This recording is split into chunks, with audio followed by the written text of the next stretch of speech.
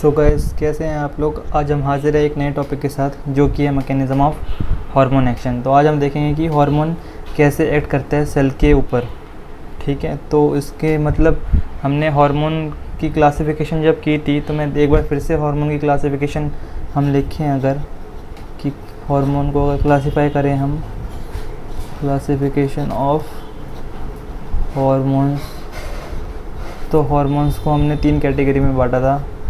Peptide hormones, amino acid hormones, amino acid से जो derived है, एंड स्टेरॉयड हार्मोन्स जो कि कोलेस्ट्रॉल से डिराइव्ड है। सो मैं एक एक दो एग्जांपल सबके लिखूँगा जिससे कि आपको आइडिया हो जाएगा।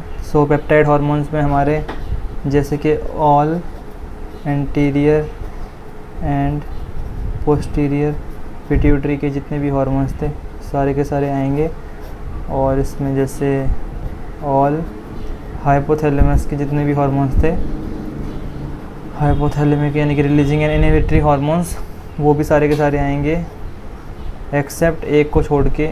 एक कौन सा नहीं आएगा यहाँ पे, एक्सेप्ट डोपामीन। तो आपने डोपामीन बायोकेमिस्ट्री में पढ़ा होगा कि वो टायरोसिन से डिराइव्ड होता है, यानी कि वो एमिनो एसिड डिराइव्ड हार्मोन है। सो और एग्जांपल दे दे पेनक्रियाज के हार्मोन्स यानी कि insulin and glucagon also, insulin and glucagon भी इसी कैटेगरी में आएंगे। एमिनो एसिड हार्मोन्स की अगर मैं बात करूँ तो आएंगे इसमें कैटाकोलामीन्स। कैटाकोलामीन्स हम पढ़ चुके हैं, वीडियो भी हमने ब्रीफली उस पर बना दी है। तो इसमें हमारे आएंगे एपिनेफ्रिन एंड नॉरएपिनेफ्रिन, और इसमें डोपामीन भी आ जाएगा हमारा। और इसमें आएंगे हमारे एमिनो एसिड डिराइव्ड हार्मोन्स में थायराइड हार्मोन्स जो कि हम ब्रीफली फिर से कर चुके हैं। T4 और T3 की सिंथेसिस भी अगर आपको डाउट है तो आप मेरी लास्ट वाली वीडियो देख सकते हैं, उसमें हमने पूरी सिंथेसिस और सेक्रीशन की बात की है थायराइड हार्मोन्स की। Thyroid hormone amino acid derivative hormone तो हैं, लेकिन ये सेल मेम्ब्रेन क्रॉस कर जाते हैं, इनका ये पेक्यूलर फीचर है, वो हमने पुरानी वीडियो में बात कर ली है। अब अगर बात करें तो स्टेरॉयड हार्मोन्स की, तो स्टेरॉयड हार्मोन्स में हमारे आते हैं कोलेस्ट्रॉल डिराइव्ड हो जितने भी हार्मोन्स हैं, यानी कि जैसे हम लिखेंगे कैसे कैसे कोलेस्ट्रॉल से डिराइव्ड कौन से, जिनके पीछे स्टेरॉन आता है। तो एक तो आ गया हमारा प्रोजेस्टेरॉन, एस्ट्रोजन, टेस्टोस्टेरॉन और बताओ एल्डोस्टेरॉन। और भी आप बुक से देख लेना, इतने ही हम अभी बात करते हैं। तो क्लासिफिकेशन ऑफ हार्मोन हमने इन 3 हेडिंग्स के अंडर की थी। तो classification of hormone of peptide hormones और एमिनो एसिड हार्मोन हैं जो दोनों, तो ये तो मतलब हाइड्रोफोबिक इन नेचर है, हाइड्रोफिलिक इन नेचर है, सॉरी। तो हाइड्रोफिलिक इन नेचर यानी कि इनको प्यार से पानी से प्यार है, तो पानी से प्यार है यानी कि लिपिड बाइलेयर मेम्ब्रेन सेल की जो होती है वो क्रॉस नहीं कर पाएंगे, क्योंकि वाटर भी क्रॉस नहीं कर सकता। तो ये भी हाइड्रोफिलिक इन नेचर है पेप्टाइड एमिनो एसिड हार्मोन्स, तो ये सेल मेम्ब्रेन को क्रॉस नहीं कर पाएंगे। तो इसी का हमें हार्मोन मैकेनिज्म देखना है। बाकी स्टेरॉइड्स हार्मोन है वो तो लिपिड सॉल्यूबल होते हैं, कोलेस्टेरॉल, तो cholesterol derived hormone can easily pass the cell membrane.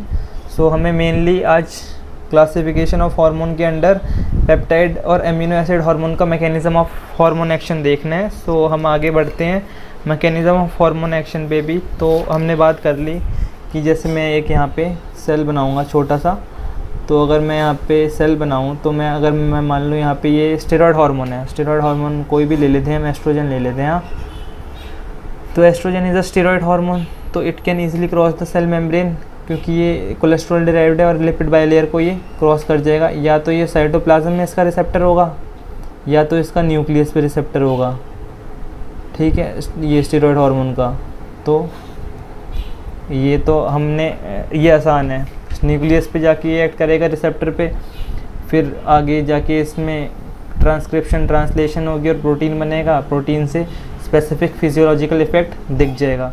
लेकिन अगर हम बात करें मेन टॉपिक की, जो आज का हमारा मेन टॉपिक है, जैसे हमारा ये सेल है, अभी हमारा प्रोटीन हार्मोन है, प्रोटीन हार्मोन में मैं कुछ भी ले लेता हूँ, लेट्स सपोज मैंने इंसुलिन लिया, तो इंसुलिन में आपको पता ही होगा एक ये रिसेप्टर होता है, हाँ, सेल के बाहर, तो सेल के बाहर यानी कि सेल मेम्ब्रेन के ऊपर रिसेप्टर होगा प्रोटीन और एमिनो एसिड हार्मोन्स का, तो ये जाके एक्ट करेंगे यहाँ पे, तब जाके मतलब अब तब जाके इसमें से ये सेकेंडरी मैसेंजर्स के थ्रू कुछ रिएक्शंस चलेंगी अंदर और फिजियोलॉजिकल इफ़ेक्ट हमें दिखाई देगा।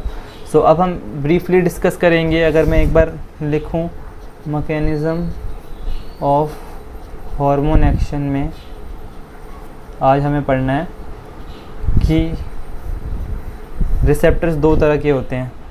एक तो होते हैं मेम्ब्रेन पे जो रिसेप्टर होते हैं, मेम्ब्रेन रिसेप्टर्स, और दूसरे जो रिसेप्टर हैं वो होते हैं हमारे इंट्रासेलुलर रिसेप्टर्स, यानी कि सेल के अंदर। सो मेम्ब्रेन रिसेप्टर में भी हम कई तरह के रिसेप्टर्स पढ़ते हैं। अगर आप बुक खोल के देखेंगे, जो सबसे इम्पॉर्टेंट पूछा जाता है वो है, इसको मैं स्टार मार्क कर रहा हूँ, तो सबसे इम्पॉर्टेंट जो पूछा जाता है वो है GPCR, यानी कि जी प्रोटीन कपल्ड रिसेप्टर। दूसरा इम्पॉर्टेंट है हमारा tyrosine kinase receptor, tyrosine kinase receptor. C हमारा होगा इसमें साइटोकाइन रिसेप्टर, और हमारा इसमें एक और आता है सेरीन काइनेस रिसेप्टर, इसको हम जैकस्टेट भी बोलते हैं। सो इंट्रासेलुलर रिसेप्टर में हमने देख लिया कि सेल, ये अगर स्टेरॉयड हार्मोन होगा तो ये मेम्ब्रेन रिसेप्टर किसके लिए हैं, protein and amino acid hormones के लिए हैं, और इंट्रासेलुलर रिसेप्टर किसके लिए, स्टेरॉयड हार्मोन्स के लिए, यानी कि स्टेरॉयड हार्मोन अंदर जाके सेल के ऐड कर रहे हैं, अपना फिजियोलॉजिकल इफेक्ट दिखा रहे हैं। और दूसरी तरफ मेम्ब्रेन रिसेप्टर प्रोटीन और एमिनो एसिड के हैं, जो कि सेल मेम्ब्रेन पे जिनके रिसेप्टर प्रेजेंट है, और वो सेकेंडरी मैसेंजर के थ्रू अपने फिजियोलॉजिकल इफेक्ट्स दिखाएंगे। सो इंट्रासेलुलर में हमने दो तरह के डिस्कस किए, वो साइटोप्लाज्मिक रिसेप्टर हो सकते हैं, या तो उनका रिसेप्टर साइटोप्लाज्म में प्रेजेंट होगा, या तो उनका ये रिसेप्टर न्यूक्लियस पे भी प्रेजेंट हो सकता है। सो न्यूक्लियर रिसेप्टर भी पॉसिबल है। सो हम आगे बढ़ेंगे अब। अब हम समझेंगे mechanism of hormone action proteins और एमिनो एसिड का होता क्या है। एक्सेप्ट T3 एंड T4 उनका मैकेनिज़्म अलग है, वो इंट्रासेलुलरली जाके एक्ट करते हैं। हम मान लेते हैं कि यहाँ पे कोई सा भी हार्मोन आ रहा है जो कि एमिनो एसिड डेरिवेटिव है या प्रोटीन डेरिवेटिव है, पेप्टाइड डेरिवेटिव है। तो अगर हम मान लेते हैं इसको, क्या माने इसको, हम इंसुलिन ही मान लेते हैं। अगर हम इंसुलिन, तो होता क्या है इंसुलिन, तो चलो इंसुलिन नहीं, इंसुलिन ये मैं आपको समझा रहा हूँ, GPCR, जी प्रोटीन कपल्ड रिसेप्टर्स, ठीक है, यही पूछा जाता है पेपर्स में, और तो इसको ध्यान से समझना। इंसुलिन GPCR के थ्रू एक्ट नहीं करता, इंसुलिन टायरोसिन काइनेस के थ्रू एक्ट करता है, पाथवे के थ्रू। इसका एग्जांपल अगर हम लेना चाहें तो इसका एग्जांपल हम लेंगे, यहाँ पे हम एपिनेफ्रिन एग्जांपल ले सकते हैं। तो एपिनेफ्रिन यहाँ पे आया, which is a amino acid derivative hormone. तो यहाँ पे जैसे इसने, अगर मैं इसको बताऊँ तो एक बार स्ट्रक्चर समझा देता हूँ। यही है हमारा रिसेप्टर, और ये रिसेप्टर हमारा 7, ये एक तरह का प्रोटीन रिसेप्टर है। तो ये 7 टाइम्स देखना मेम्ब्रेन से क्रॉस करेगा, 1 2 3 4 5 6 एंड 7। तो 7 टाइम, इसलिए इसको हम बोलते हैं सर्पेंटाइन रिसेप्टर। और ये सर्पेंटाइन रिसेप्टर जी प्रोटीन से जाके अटैच्ड है, इसलिए इस रिसेप्टर का नाम पड़ गया जी प्रोटीन कपल्ड रिसेप्टर।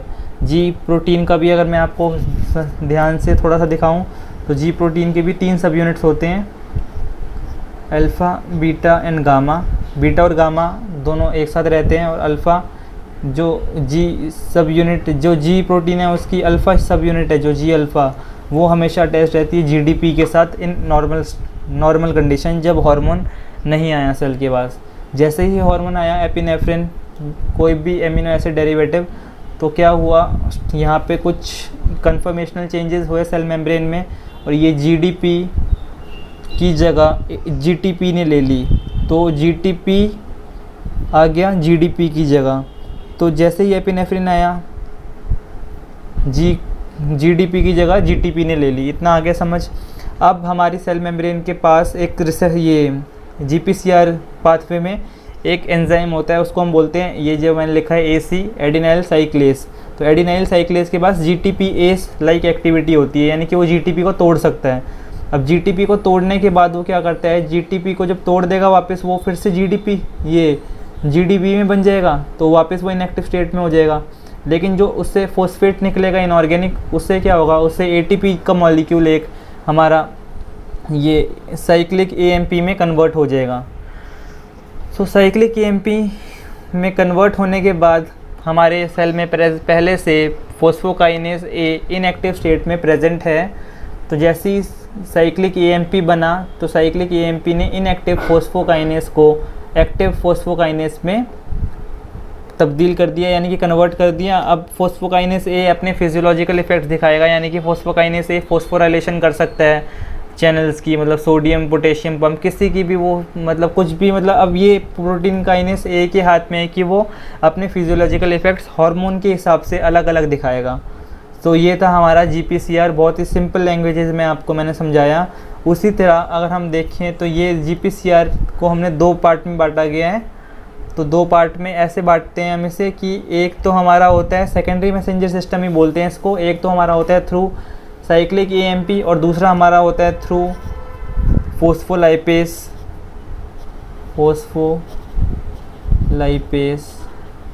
सी एंजाइम होता है। किसकी जगह? एडिनाइल साइक्लेज की जगह फोस्फोलाइपेस सी एंजाइम होता है इन द सेल मेम्ब्रेन। तो उसका भी बिल्कुल सेम मैकेनिज़्म है। जैसे ही हार्मोन आता है जीडीपी जीटीपी में कन्वर्ट हो जाता है, और फोस्फोलाइपेस सी उसी दौरान क्या करता है, उसी दौरान ये 2 में टूट जाता है फोस्फोलाइपेस सी। एक तो होता है हमारा IP3 यानी कि आयनोसिटोल ट्राइफॉस्फेट, और एक हमारा होता है DAG डाईएसाइल ग्लिसरॉल। तो डाईएसाइल ग्लिसरॉल तो क्या करता है, इसके सिमिलर फिजियोलॉजिकल इफ़ेक्ट्स होते हैं, यानी कि ये सीधा जाके फोस्फोकाइनेज ए को मतलब एक्टिव करता है, एक्टिव स्टेट में करता है। एक्टिव स्टेट में होने के बाद वो अपने फिजियोलॉजिकल इफ़ेक्ट्स दिखाता है। सो मैं डायरेक्ट यहाँ पे लिख रहा हूँ फिजियोलॉजिकल इफ़ेक्ट्स फोस्फोकाइनेज को एक्टिव करने के बाद। और IP3 क्या करता है, आयनोसिटोल ट्राइफॉस्फेट कैल्शियम को मतलब अवेलेबल कराता है in the cell from the ER endoplasmic reticulum से कैल्शियम की अवेलेबिलिटी इन द सेल कराता है, जिससे कि स्मूथ मसल की कॉन्ट्रैक्शन हो पाती है। Smooth muscle contraction occurs. So ये थे 2 सिंपल पाथवेज। मतलब आपको जीपीसीआर के अंदर मतलब यही लिखना है। सेकेंडरी मैसेंजर सिस्टम था मैंने जो पूरा समझाया, उसमें भी सेकेंडरी मैसेंजर सिस्टम में 2 तरह के सिस्टम्स हो सकते हैं, एक तो थ्रू एडिनाइल साइक्लेस, एक थ्रू फोस्फोलाइपेस सी के थ्रू हमने ये पूरा मैकेनिज्म पढ़ा, और हमने एडिनाइल साइक्लेस के थ्रू ये पूरा मैकेनिज्म पढ़ा। लास्ट में फाइनल इफेक्ट सेम ही रहता है। सो इसके लिए मतलब आप सपोर्ट करते रहिए मुझे, और आप बताना कि मेरे को आपको क्या समझ नहीं आया कमेंट सेक्शन में। तब तक के लिए सी या have a good day bro.